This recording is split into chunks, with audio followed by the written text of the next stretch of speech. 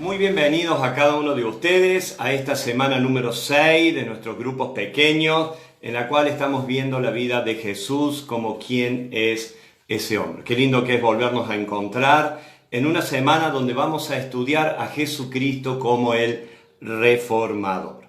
Ustedes saben que hemos estado viendo las diferentes etapas en la vida de Jesucristo, su introducción, su ministerio en la provincia del norte, que era Galilea, cómo él va a viajar al sur, a la provincia de Judea, y ahora estamos viendo una nueva etapa que es cuando él va a iniciar su última semana de vida entrando a Jerusalén con aquel hecho tan recordado que es la entrada triunfal. Aquella entrada triunfal donde un pueblo lo recibía como un rey, lo recibía con palmas, lo recibía con gritos de alabanza y de hosana. Y por otro lado, los religiosos que no lo podían ver y que no veían las horas de que Jesucristo pudiera salir del medio de sus vidas.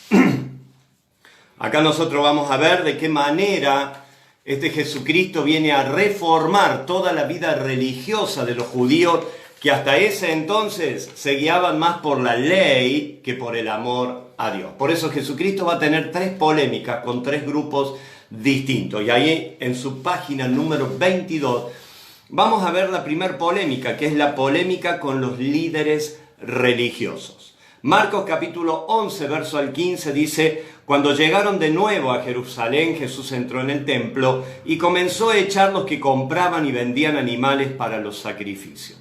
Volcó la mesa de los cambistas y las sillas de los que vendían palomas y les prohibió a todos que usaran el templo como un mercado. Les dijo: las Escrituras declaran que mi templo será llamado una casa de oración para todas las naciones, pero ustedes lo han convertido en una cueva de ladrones.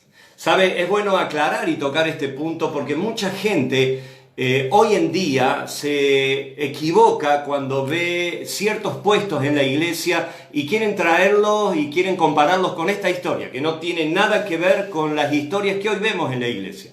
Muchas de las iglesias que hoy vemos tienen su librería, tienen su kiosco, tienen su venta de comida, y eso no tiene nada que ver con lo que Jesucristo está queriendo enseñar en este párrafo. ¿Sabe? Aquí había un problema que a Jesucristo no le gustó. Cuando tú ibas al templo a ofrecer un sacrificio por tu pecado, deberías llevar un animal o deberías llevar una paloma. Bien. La gente venía con ese animal y esa paloma y en la puerta del templo los paraban y les decían: no, usted no puede entrar con el animalito, lo tiene que comprar acá adentro. Lógicamente, ahí adentro el precio era exorbitante.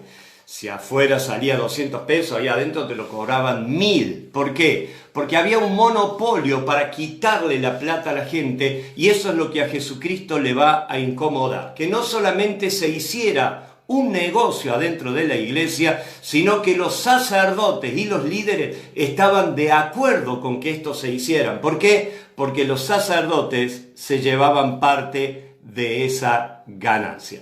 Jesucristo va a sacar todo del templo, va a limpiar la casa de su Padre, y esto va a originar una lucha muy fuerte con los líderes religiosos que ya lo tenían acá a Jesucristo. Sin embargo, ahora se va a ahondar, y entonces ahí cuando ellos van a buscar la oportunidad de agarrarlo, para agarrarlo en una equivocación y pedir que sea puesto en la cárcel.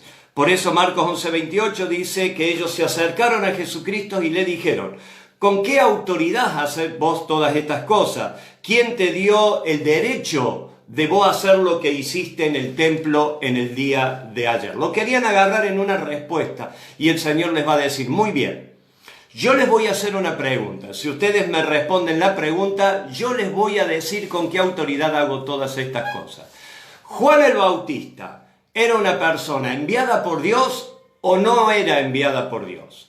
Y los sacerdotes empezaron a pensar y dijeron: si decimos que era enviado por Dios, nos va a decir por qué no lo obedecieron. Si le decimos que no era enviado por Dios, vamos a tener muchos problemas, porque el pueblo sabe muy bien que Juan era un profeta de Dios. Y ellos le dijeron de la siguiente manera: mira, Señor, no sabemos con qué autoridad Juan hacía las cosas que hacía, o no sabemos de quién era Juan. Bien, él les dice: entonces yo tampoco les voy a decir con qué autoridad hago las cosas que hago.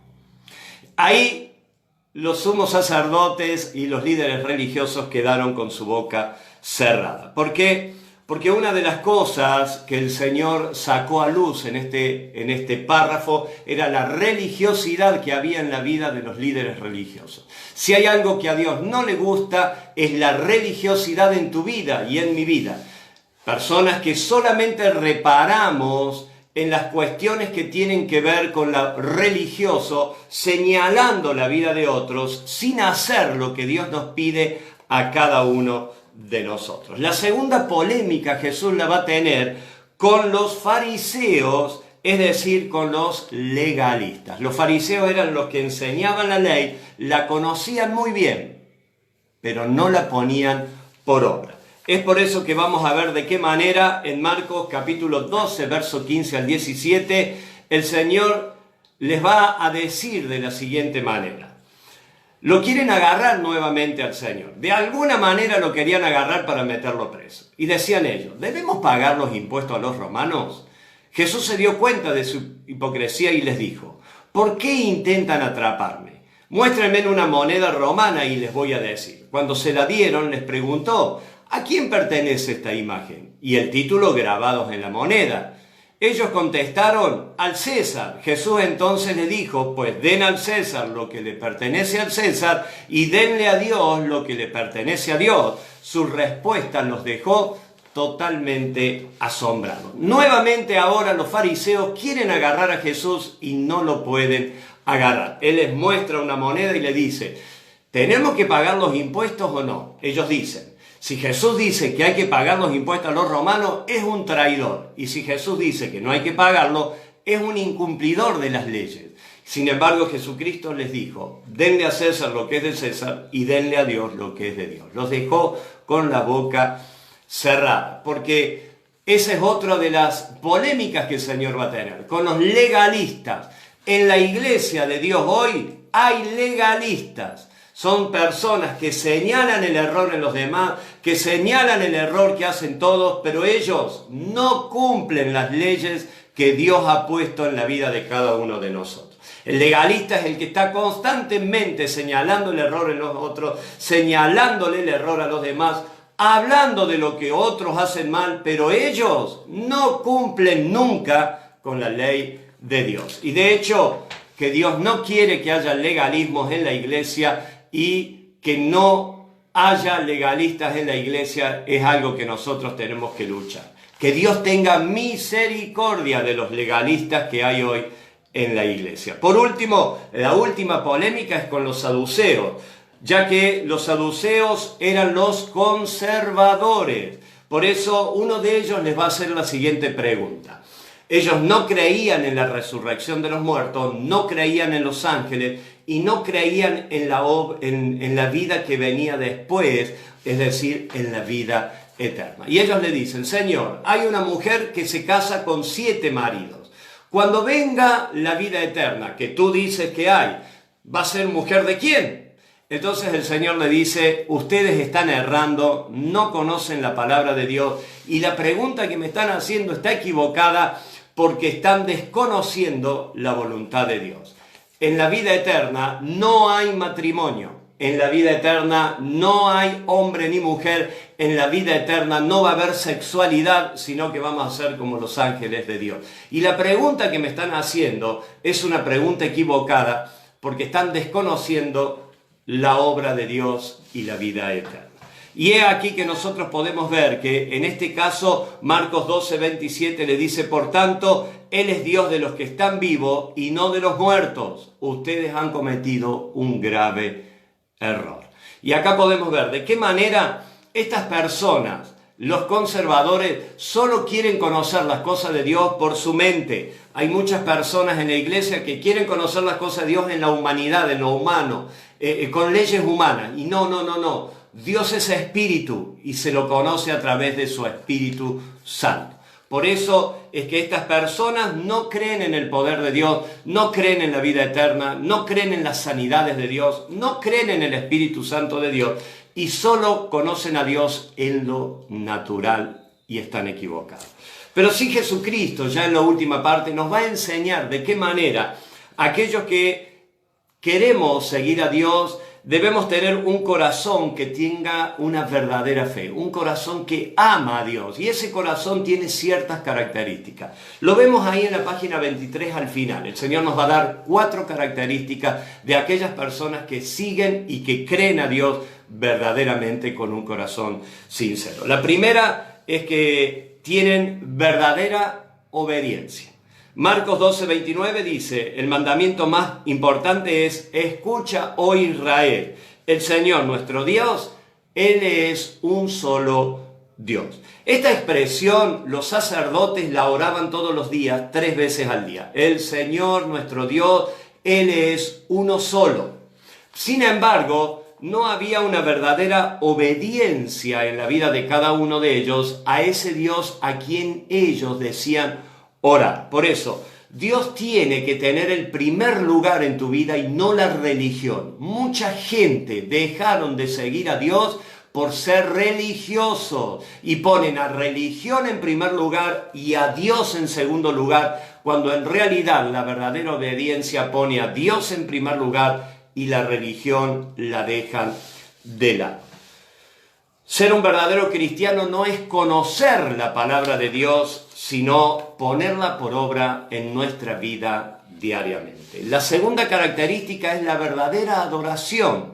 Por eso Marcos 12:30 dice, ama al Señor tu Dios con todo tu corazón y con toda tu alma y con toda tu mente y con todas tus fuerzas. La segunda característica de aquellas personas que aman y que verdaderamente tienen fe en Dios es que Él es el centro de su vida y el centro de su corazón. Que amemos a Dios con todo nuestro ser es el corazón de la verdadera fe. Si Dios no es lo primero en tu vida, si lo primero en tu vida es el trabajo, si lo primero en tu vida es la familia, si lo primero en tu vida es tu propia vida, es porque entonces tu corazón no tiene un verdadero amor a Dios. Lo tercero es tener un verdadero amor. Marcos 12:31 dice, el segundo mandamiento es igual de importante al primero. El primero es amarás a Dios, el segundo, ama a tu prójimo como a ti mismo. Si hay algo que no había en el corazón de un legalista, era amor por la gente, porque el legalista lo que hace es señalar el error. Y cuando vos señalás solo los errores de la gente, el amor de Dios no está en tu vida, ya que la Biblia nos enseña que el amor cubre multitud de errores. Y es aquí que entonces el Señor les va a decir que la necesidad de servir y de ayudar al prójimo es lo que se necesita para amar a la gente. Y la última característica, la cuarta, es la verdadera entrega que los hijos de Dios tenemos por Dios en todas las facetas de nuestra vida. Marcos 12:43 y 44 dice, Jesús llamó a sus discípulos y les dijo, les digo de verdad, esta viuda pobre ha dado más que todos los que han ofrendado, pues ellos dan una mínima parte de lo que les sobra, pero esta pobre viuda ha dado todo lo que tenía para su sustento. En esta ofrenda que la gente estaba dando y que Jesucristo aprueba, por eso es que es aprobado por Dios el hecho de pedir ofrendas en la iglesia. De hecho, que Dios enseña que debemos pedir ofrendas en la iglesia. Él pudo ver que algunos echaban lo que les sobra, pueden ser grandes sumas, pero les sobraba, y esta pobre viuda tenía solo 2 moneditas y dio todo lo que tenía. Cuando uno ama a Dios con verdadera fe, entrega todo lo que tiene, incluso su propio sustento, por amor a aquel que dio todo por cada uno de nosotros. Por eso, dar todo nuestro sustento, dar con amor y sacrificio, es lo que Dios le pide y es otra de las características de las personas que aman a Dios. A la hora de dar tiempo, dar dinero, dar amor, dar servicio, no se guardan nada, sino que dan todo. Hay algunos que dicen, no, yo sirvo a Dios lunes o martes, yo miércoles, jueves y viernes no puedo porque tengo otras cosas que hacer. El que verdaderamente ama a Dios, lo sirve con toda su vida y con todo su corazón. Querida familia, qué bueno que es poder conocer a un Dios reformador, que viene a tu vida y a mi vida y dice, no quiero legalismo, no quiero religiosidad en tu vida, quiero que me des todo tu corazón y que toda tu vida sea para mí. de qué manera estamos sirviendo a Dios y de qué manera estamos adorando a Dios. Ahora vienen los otros tiempos en tu grupo pequeño. Por eso yo invito al guía de grupo pequeño que siga con los otros puntos que siguen dentro de los 5 momentos que debemos tener en nuestros grupos pequeños. Que Dios bendiga tu vida. Vamos a aplicar esto que estamos aprendiendo. Vamos a aplicarlo en nuestra vida y ayudar a los otros a que lo puedan aplicar en la vida de cada uno. Así que te mando un besito muy grande. Nos vemos la próxima semana, semana número 7, de quién es este hombre a quien estamos aprendiendo a conocer cara a cara. Chau, chau.